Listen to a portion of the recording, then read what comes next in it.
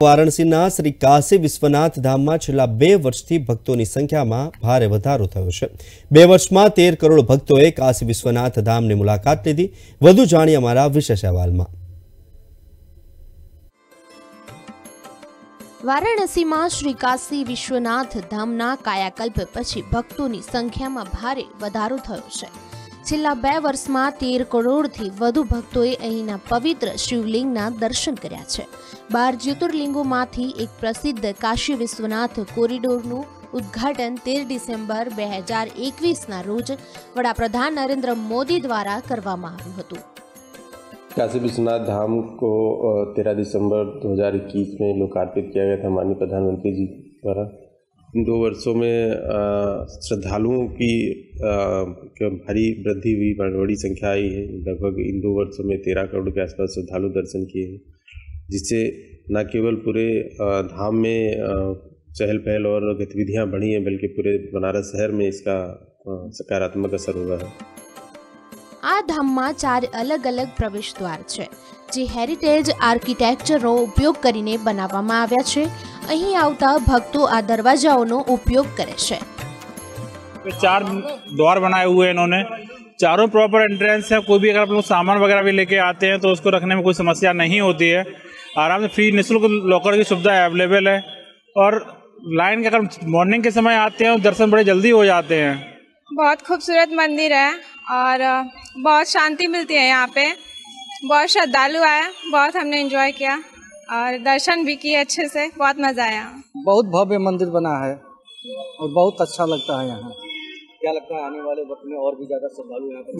जी बहुत ज्यादा श्रद्धालु बढ़ेंगे यहाँ पर। ભક્તોનું માનવું છે કે મંદિર પરિસરમાં કાશી કોરિડોરના નિર્માણથી દર્શન કરવાનું સરળ બન્યું છે, તેમજ હવે અહીં એક સમયે અનેક લોકો પૂજા કરી શકે છે।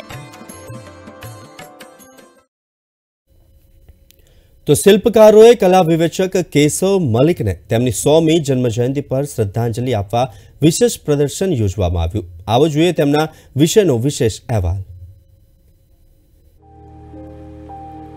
कला अने साहित्यिक विवेचक केशव मलिकना कलात्मक संशोधनोने जीवंत राखवा विविध कलाकारों द्वारा 2 डझन आधुनिक शिल्पो द्वारा इंडिया इंटरनेशनल सेंटरना आगळना भागमां मूकवामां आव्या छे। તેમની યાદમાં દિલ્હી આર્ટ સોસાયટી દ્વારા પ્રદર્શન યોજવામાં આવી રહ્યું છે। તેમની 100મી જન્મ જયંતિ પર આયોજિત આ 15 દિવસીય શોએ કલા વિવેચકોએ શિલ્પ પર ધ્યાન કેન્દ્રિત કર્યું છે। આ પ્રદર્શન ત્રિપરિમાણીય કાર્યો માટે મલિકના પ્રેમ પર પ્રકાશ પાડે છે। Keshav Malik is a very famous, renowned art historian, art critic, poet, writer. And he lived his life for art and artists. So in remembrance to his big contribution towards art and artists of India, in his remembrance, because it is 100th year of Keshav Malik ji, we organized this show. Uma Nair દ્વારા curate કરાયેલ આ પ્રદર્શનમાં કલા ક્ષેત્રના પ્રખ્યાત અને આશાસ્પદ લોકોના નામ છે, જેમાં અમરનાથ સહગલ, બિમનદાસ, જી રેઘુ, સતીશ ગુજરાલ, રીની ઘુમલ, મુઝફ્ફર અલી અને રામકુમાર મન્નાનો સમાવેશ થાય છે। 23 કલાકારોએ વુડ, બ્રોન્ઝ અને ટેરાકોટા સહિતના વિવિધ માધ્યમોમાં તેમની કલા રજૂ કરી છે। I sculpted 5 as a commemoration for Keshav Malik. Automatically I thought of India's masters, and so I began with the masters and then came down to younger artists, because for Keshav Malik it was extremely important to encourage and discover and write about younger artists too. IICના Gandhi king plaza ખાતે આયોજિત આ પ્રદર્શન 21મી December સુધી ચાલશે। Bureau report, Praveg news. तो पवित्र शहर वाराणसी में गंगाना घाट पर पक्षीओ आववा लागता प्रवासीओ अने स्थानिकों में आनंद जोवा मळी रह्यो छे। आवो जोईए शुं कहे छे सहेलाणीओ अमारा विशेष अहेवालमां।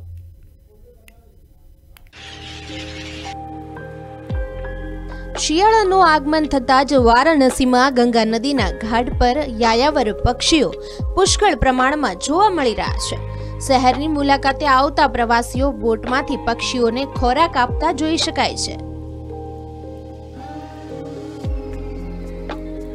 साइबेरियन पंछी जो है ये घाट पे जो है गंगा जी में जो है मतलब उड़ती हैं और यात्री जितने भी आते हैं सो लीजिए मालूम इनको दाना चारा खिलाते हैं, सेव खिलाते हैं।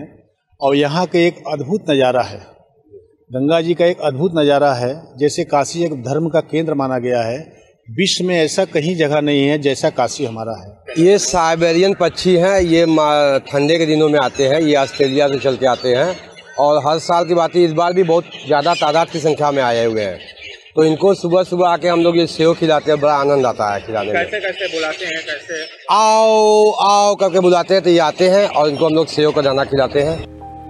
સ્થાનિકોનું કહેવું છે કે વર્ષનો આ સમય ખલાસીઓ માટે મોટી કમાણીની તક છે। આ સમયગાળા દરમિયાન તેઓ પ્રવાસીઓના આગમનને કારણે સારી એવી કમાણી કરે છે। पंछियों का दाना है, चिड़ियों को खिलाने के लिए यात्री लोग आते हैं, दूर से खिलाते हैं, फोटो सेल्फी लेते हैं, अच्छे अच्छे फोटो लेते हैं। कुछ लोग दान पुण्य भी करते हैं। ये कौन से महीने में पक्षी आते हैं और कौन से महीने में? ये ठंड के मौसम में आते हैं सर, और होली तक रहते हैं, उसके बाद चले जाते हैं। हमारे घाट किनारे के सैकड़ों परिवार नाविक और महिलाएं भी नाव से ये सेव का बिक्री करते हैं, जिससे उसके रोजगार में गजब का इजाफा होता है। पर डे 5 से 10 हज़ार हर नाव वाले जो है अपना सेव बेच देते हैं। और ये पंछी उसका दिन भर पर्यटकों के लिए बहुत आकर्षक केंद्र है। इसी नवंबर से मार्च तक का जो नाविकों का जो आमदनी है, पर्यटकों का आना, उन लोगों का खिलाना एकदम कौतूहल का विषय बन जाता है बनारस।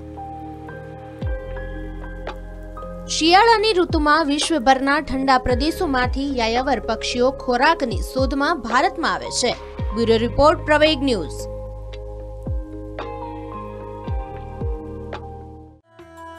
વારાણસીમાં ગંગા નદીના ઘાટો યાયાવર પક્ષીઓના આગમનથી વધુ ચમકી ઉઠ્યા છે। પવિત્ર શહેરની મુલાકાતે આવતા પ્રવાસીઓ આ પક્ષીઓને નિહાળવા પડાપડી કરી રહ્યા છે। આ સહેલાણીઓ હોડીમાંથી પક્ષીઓને ખવડાવવા માટે ઘાટ પર ઉમટી પડ્યા છે। ये सुनिए साइबेरियन पंछी जो है ये घाट पे जो है गंगा जी में जो है मतलब उड़ती हैं और यात्री जितने भी आते हैं सो लीजिए मालूम इनको दाना चारा खिलाते हैं, सेव खिलाते हैं। और यहाँ के एक अद्भुत नज़ारा है, गंगा जी का एक अद्भुत नज़ारा है। जैसे काशी एक धर्म का केंद्र माना गया है, विश्व में ऐसा कहीं जगह नहीं है जैसा काशी हमारा है। ये साइबेरियन पक्षी हैं, ये ठंडे के दिनों में आते हैं, ये ऑस्ट्रेलिया से चल के आते हैं और हर साल की बात है इस बार भी बहुत ज़्यादा तादाद की संख्या में आए हुए हैं। तो इनको सुबह सुबह आके हम लोग ये सेव खिलाते हैं, बड़ा आनंद आता है खिलाने में। कैसे कैसे बुलाते हैं, कैसे आओ आओ करके बुलाते हैं तो ये आते हैं और इनको हम लोग सेव का दाना खिलाते हैं। સ્થાનિકોના મતે વર્ષનો આ સમય બોટમેન માટે એક મોટી આર્થિક ઉપાર્જનની મોટી તક પૂરી પાડે છે, કારણ કે આ સમયગાળા દરમિયાન મોટી સંખ્યામાં પ્રવાસીઓ આવે છે અને તેને કારણે બોટમેન બે પૈસા રડી લે છે। ये पंछियों का दाना है, चिड़ियों को खिलाने के लिए यात्री लोग आते हैं, दूर से खिलाते हैं, फोटो सेल्फी लेते हैं, अच्छे अच्छे फोटो लेते हैं। कुछ लोग दान पुण्य भी करते हैं। ये कौन से महीने में पक्षी आते हैं और कौन से महीने में? ये ठंड के मौसम में आते हैं सर, और होली तक रहते हैं, उसके बाद चले जाते हैं। हमारे घाट किनारे के सैकड़ों परिवार नाविक और महिलाएं भी नाव से ये सेव का बिक्री करते हैं, जिससे उसके रोजगार में गजब का इजाफा होता है। पर डे 5 से 10 हज़ार हर नाव वाले जो है अपना सेव बेच देते हैं। और ये पंछी उसका दिन भर पर्यटकों के लिए कैसे आकर्षक? पर्यटकों के लिए बहुत आकर्षक केंद्र है। इसी नवंबर से मार्च तक का जो नाविकों का जो आमदनी है, पर्यटकों का आना, उन लोगों का खिलाना एकदम कौतूहल का विषय बन जाता है बनारस। શિયાળામાં સંવર્ધન અને ખોરાકની શોધમાં ભારતીય ઉપખંડમાં આબોહવા ખૂબ સારી હોય છે, જેને કારણે પક્ષીઓ આ આબોહવાને માણવા ભારતમાં આવતા હોય છે, જેને આકર્ષણનું કેન્દ્ર બનતા હોય છે। બ્યુરો રિપોર્ટ, પ્રવેગ ટીવી। તો ઉત્તર પ્રદેશના કૌશાંબી જેલમાં કેદીઓને સારું જીવન જીવવામાં મદદ કરવા માટે રામકથાનું આયોજન કરવામાં આવ્યું છે। આવો જોઈએ તે કથાનો વિશેષ અહેવાલ।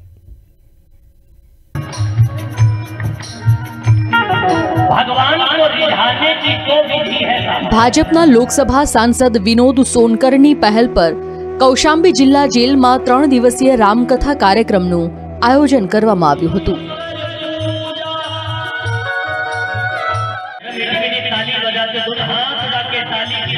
આ કાર્યક્રમમાં જેલના તમામ 788 કેદીઓએ રામકથાનું શ્રવણ કર્યું હતું।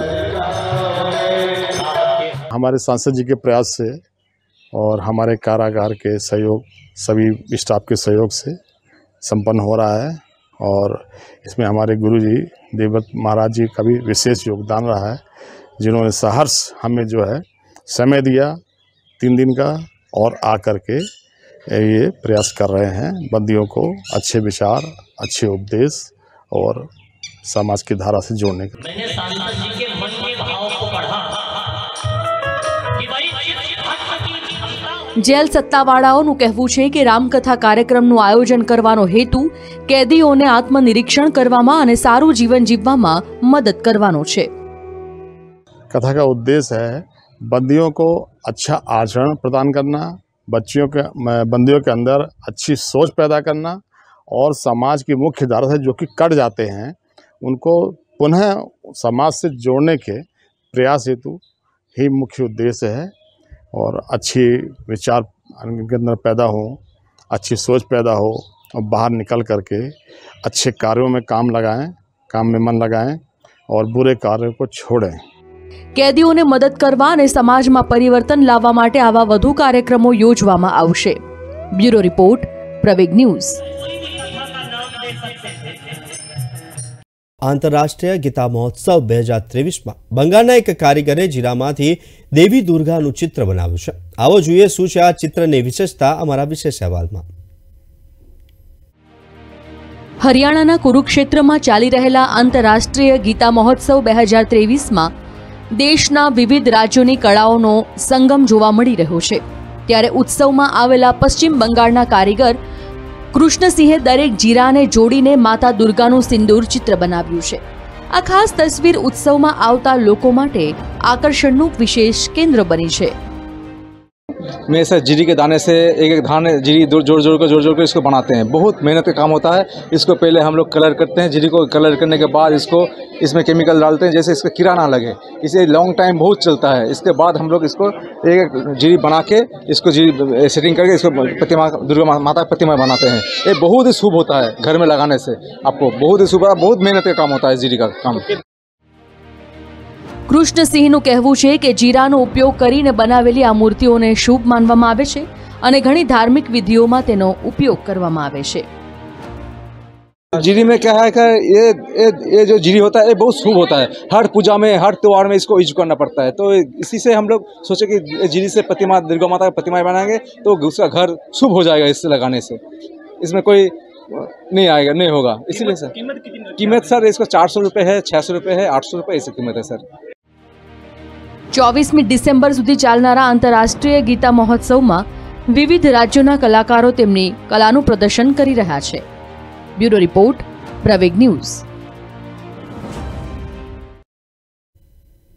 તો રોહિતે 19 નવેમ્બર પછી પ્રથમ વખત તેની લાગણીઓ વ્યક્ત કરવા માટે તેના ઇન્સ્ટાગ્રામ ફેન પેજ પર એક વિડીયો શેર કર્યો, જેમાં વર્લ્ડ કપની ફાઇનલ મેચની હાર અને હાર પછીની તેની સ્થિતિ વર્ણવી છે। કેવી સ્થિતિનો સામનો કરવો પડ્યો તે પણ તેનું વર્ણન કર્યું છે। I had no idea how to come back from this. The first few days, I don't know what to do. You know, my family, my friends kept me going, kept things pretty light around me, which was quite helpful. It wasn't easy to digest, but yeah, life moves on. You have to move on in life. But honestly, it was tough. It was not so easy to just move on. I've always grown up watching 50-over World Cup, and to me that was, you know, the ultimate prize, the 50-over World Cup. So we've worked all these years, you know, for that World Cup, and it is disappointing, right? If you don't get through it and you don't get what you want, what you've been looking for all this while, what you were dreaming of, you get disappointed and you get frustrated as well at times. I thought we did everything we could from our side. If someone asked me what went wrong, because we won 10 games, and in that 10 games, yes, we made mistakes, but that mistakes happens in every game that you play. you cannot have a perfect game. You can have a near perfect game, but you cannot have a perfect game. If I look on the other side of it, I am really proud of the team as well, because how we played was simply outstanding, because you don't get to perform like that every World Cup, and I'm pretty sure at least, how we played at least up until that finals, it would have given people a lot of joy, a lot of pride watching the team play. After that finals, it was very hard to get back and start moving, which is why I decided that I need to go somewhere and just get my mind out of this. But then wherever I was, I realized that people were coming up to me and they were appreciating everyone's effort, how well we played. I mean, I feel for all of them, right? Because they all, along with us, they were dreaming of lifting that World Cup along with us. Everywhere we went during this entire World Cup campaign, there was so much support from everyone, who came to the stadium firstly, and then people who were watching it from home as well. I want to appreciate what people have done for us in that 1.5 months. But again, if I think more and more on that, I just feel quite disappointed that we were not able to go through all the way. For me to see, people coming up to me and telling me that they were very proud of the team, made me feel really good to a certain extent. And along with them, I was healing as well, because I felt, okay, this is the kind of things that you want to hear, when you meet people, when they understand what the player must be going through, and when they know these kind of things, and not to bring out that frustration, that anger, it means a lot, for us. For me, definitely it meant a lot, because there was no anger, it was just pure love from the people that I met, and it was wonderful to see that. So, it gives you motivation to get back and start working again and look for another ultimate prize. તો લખનૌમાં સુતેલા હનુમાનજીનું અનોખું મંદિર આવેલું છે. અહીં શિયાળો આવતા જ હનુમાનજીને ધાબળો ઓઢાડવામાં આવે છે. આવો જોઈએ આ મંદિર વિશેનો અમારો વિશેષ અહેવાલ. લખનૌમાં આવેલું સુતેલા હનુમાનજીનું પ્રાચીન મંદિર સદીઓથી અનોખી પરંપરાનું પાલન કરે છે. શિયાળાની ઋતુમાં આ મંદિરમાં દેવતાઓને ઠંડીથી બચાવવા માટે ધાબળા અને રજાઈમાં વીંટાળવામાં આવે છે. जैसे हमको सर्दी गर्मी लगती है, वैसे इनके लिए भी व्यवस्था है. तो निश्चित ही जब गर्मियों में एसी लग सकते हैं, तो सर्दी की भी तो व्यवस्था बाबा की करनी पड़ेगी. तो यहाँ लखनऊ में प्राचीन लेटे हुए हनुमान जी मंदिर पे प्रत्येक वर्ष इसी प्रकार से होता है कि जाड़ों में बाबा को रात को और सभी देवी देवताओं को कंबल उड़ाए जाते हैं. ઊનના વસ્ત્રો ઉપરાંત મગફળી અને ગોળની પટ્ટીઓ પણ ભગવાનને પ્રસાદ તરીકે અર્પણ કરવામાં આવે છે. એવું માનવામાં આવે છે કે આ પ્રસાદ ભગવાન અને દેવીઓને ઠંડીથી બચાવે છે. इनका शॉल, कम्बल, रजाई सभी कुछ आए हैं. और दूसरी हम लोग व्यवस्था करते हैं कि इनका जो गर्म में सर्दियों में गर्म भोजन का भोग लगता है. सपेते की दाल हो गई, बथुए की दाल हो गई, मूंगफली की पट्टी हो गई, गजक हो गई, गुड़ हो गया, और हल्दी का दूध, गरम हल्दी के दूध का भोग लगता है. कि हम लोगों को भी प्रसाद के रूप में वो सब चीज़ें, गर्म चीज़ें प्राप्त होती हैं, जो हम लोग भगवान को लगाते हैं. क्योंकि हम लोगों की ये भावना रहती है कि जिस तरह से हम लोगों को सर्दी लगती है, उसी तरीके से हम ये मानते हैं कि हमें अपने ईश्वर के प्रति भी ध्यान रखना चाहिए. तो आज हम लोगों ने बाबा को जो है गर्म वस्त्र, कंबल उड़ा करके उनको जो है जाड़े की, सर्दी के लिए, बचाव के लिए उड़ाया गया है उन्हें. और ये हम लोग प्रत्येक वर्ष ऋतु के अनुसार करते हैं. की बार भी आज शुरुआत की गई है. अब ये नियमित जाड़े भर उनको कंबल उड़ाया जाता है. આ મંદિર ભગવાન હનુમાનને સમર્પિત સૌથી જૂના મંદિરોમાંનું એક છે. અહીં હનુમાનજીની મૂર્તિ સૂતેલી છે, એટલા માટે તેને સૂતેલા હનુમાનજીનું મંદિર કહેવામાં આવે છે. બજરંગબલીના આશીર્વાદ લેવા ભક્તો દૂર દૂરથી અહીં આવે છે. Bureau report, Praveg news. તો વારાણસીમાં ભવ્ય કાશી વિશ્વનાથ ધામ કોરિડોરના ઉદ્ઘાટનની બીજી વર્ષગાંઠ નિમિત્તે પવિત્ર સ્થળ પર કાર્યક્રમો અને ધાર્મિક વિધિઓ કરવામાં આવી. જોઈએ તે વિશે વિશેષ અહેવાલ.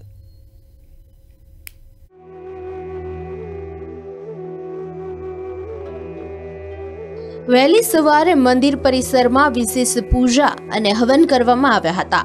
શંખનાદ દરમિયાન આખું મંદિર સંકુલ વૈદિક મંત્રોચ્ચારથી ગુંજી ઉઠ્યું હતું.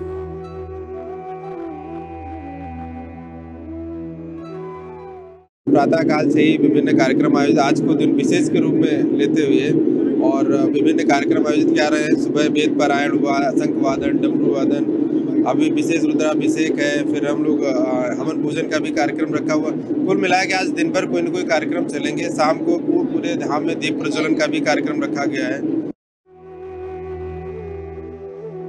ધામની મુલાકાત લેનારા ભક્તોને લાગ્યું કે વર્ષોથી મંદિરમાં મોટું પરિવર્તન આવ્યું છે. When I had come 20 years back, it was like गली and बहुत confusing था और cleanliness तो बहुत ही everywhere you could find the litter and everything. But today I am seeing it's totally a different atmosphere. The vibe is different, very clean, and the way it's maintained, the management, the trustees or whatever you can call them, it's done it very well. बहुत अच्छा arrangement हुआ है and जो भी changes वो पूरा evident है. जो 2-3 इयर्स पहले था, अभी जो चेंज हुआ है, सो पूरा आपका सिस्टम, जितना भी सिक्योरिटी, सेफ्टी कंसर्न्स, सब पूरा मैनेजमेंट पूरा चेंज हुआ है एंड पूरा जो नक्शा एक तरीके से बोलते हैं वो पूरा चेंज हो गया है. Not only this temple but पूरे वाराणसी का इनफैक्ट. વારાણસીમાં શ્રી કાશી વિશ્વનાથ ધામ કોરિડોરમાં ભક્તોનું ઘોડાપૂર ઉમટી પડ્યું હતું.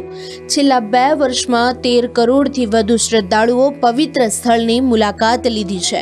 કોરિડોરનું ઉદ્ઘાટન 13 ડિસેમ્બર 2021ના રોજ વડાપ્રધાન નરેન્દ્ર મોદીએ કર્યું હતું. Bureau report, Praveg news. તો ઉત્તર પ્રદેશના અમેઠીમાં મહિલાઓ સ્વસહાય જૂથોમાં જોડાઈને ગાયના છાણની વસ્તુઓ બનાવીને કમાણી કરી રહી છે. આવો જોઈએ મહિલાઓની આત્મનિર્ભરતાનો વિશેષ અહેવાલ. ઉત્તર પ્રદેશના અમેઠી જિલ્લામાં સ્વસહાય જૂથો સાથે સંકળાયેલી મહિલાઓ અગરબત્તીઓ બનાવીને પૈસા કમાઈ રહી છે અને આત્મનિર્ભર થઈ રહી છે. ભાવપુર ગામની મહિલાઓનું એક જૂથ કમાણી માટે ગાયના છાણમાંથી અગરબત્તીઓ અને અન્ય વસ્તુઓ બનાવે છે. बच्चे भी हैं, इसी में रहते हैं, बनाते हैं, हम भी बनाते हैं. हमारा घर का खर्चा भी चलता है, बच्चे की पढ़ाई भी होती है. हमारी काफ़ी फ़ायदा है इसमें. जितना गाय के गोबर से और क्या क्या बनाती हैं आप लोग? इससे राखी और रक्षाबंधन बना था, और धूप बत्ती बन रहा है, ये मूर्त बनती है, काफ़ी सामान बनता है. મહિલાઓ તેમના પતિઓ સાથે અગરબત્તી અને અન્ય ઉત્પાદનો બનાવવાનું કામ કરે છે અને ઉત્પાદનોને બજારમાં પહોંચાડે છે. स्वामी महिला स्वयं सहायता समूह की महिलाएं NRLM से जुड़ने के बाद हमारे साथ ये गाय के गोबर से धूप बत्ती, अगरबत्ती, स्वास्तिक और लक्ष्मी गणेश, समय समय पर दीपावली में ये धूप बत्ती, अगरबत्ती, मोमबत्ती का भी काम करती हैं. होली आती है तो अबीर गुलाल भी बनाती हैं. इसको बनाने के बाद मार्केट में सप्लाई भी करती हैं और इनके हस्बैंड भी इन कामों में जुड़े हैं, जो मार्केटिंग का काम करते हैं. उससे जो आय होती है उसमें ये बराबर 10 समूह की महिलाओं में बांट दिया जाता है. સ્વસહાય જૂથો મહિલાઓને ઘરના ખર્ચમાં તેમજ તેમના બાળકોના શિક્ષણમાં સહાય પૂરી પાડે છે. धूप बत्ती अगरबत्ती बना रही है. कितनी कमाई हो जाती है आप लोगों की? चल जाती है खर्चा बच्चा, लड़के बच्चे के पढ़ाई लिखाई में. हमारे यहाँ धूप बत्ती बन रही है, एक गाय की गोबर से बन रही है. इसको यहाँ पे बनाई जाती है, उसके बाद मार्केट में बेची जाती है. नहीं तो कितनी कमाई हो जाती है आप लोगों की? अब जितना बना पाते हैं उसी हिसाब से.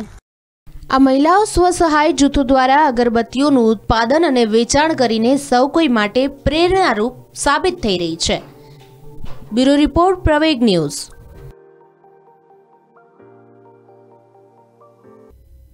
તો હાલ પોઝિટિવ અહેવાલોમાં બસ આટલું જ. મને આપશો રજા. નમસ્કાર.